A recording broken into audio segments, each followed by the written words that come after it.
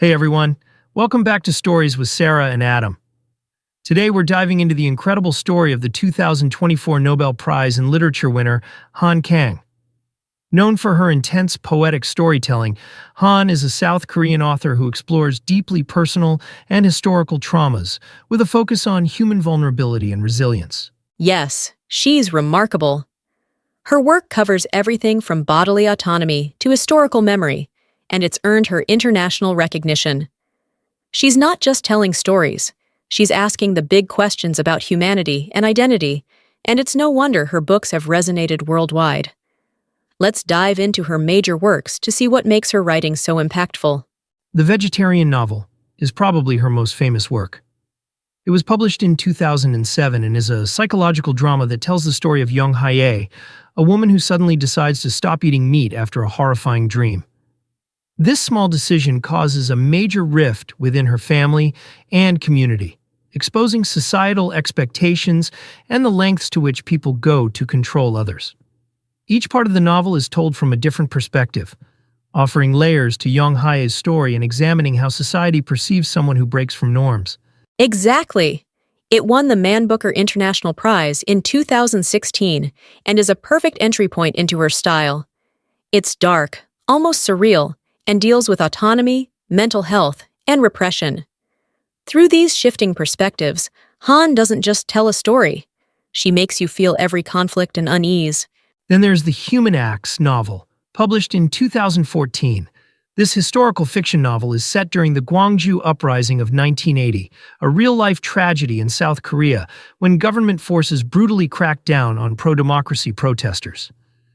It follows multiple characters affected by the violence, starting with Dong-ho, a young boy caught up in the chaos. The novel explores grief, trauma, and the memories that remain with survivors long after the events. Human Acts is intense and hard-hitting. Han Kang doesn't shy away from depicting the brutality, and it's a haunting reminder of how deeply historical trauma impacts individuals and society. It's not just a historical account, it's an emotional journey into collective pain and resilience. Her next big work, The White Book, which was published in 2016, is a blend of autobiographical fiction and poetry. The book is structured around the color white and revolves around themes of life, grief, and identity. It's reflective and meditative, almost like a series of poetic essays rather than a traditional novel. Each chapter focuses on a different white object, like snow or rice, as symbols of purity, death, and rebirth. It's such a unique work. It feels like you're reading her memories and inner thoughts, almost like a journal. Han reflects on her own experiences with loss, creating a contemplative narrative that makes you ponder the fragility of life. It's one of those books that's both comforting and unsettling at the same time.